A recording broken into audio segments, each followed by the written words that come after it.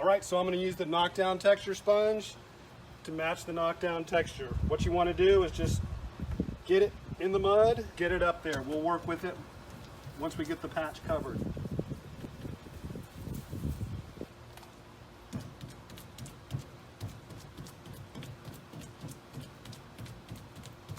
Got to have a light touch. You don't want to push too hard or it's going to smush it out. It also depends on what kind of knockdown you're trying to match.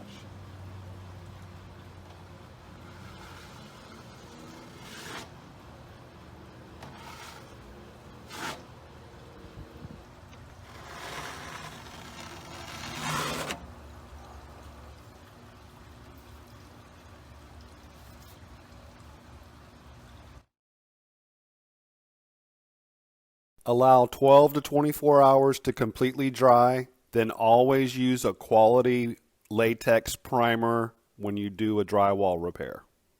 Now it's okay just to spot prime the repaired and newly textured area and then just paint the wall as normal. Subscribe for more drywall tips. Thanks for watching.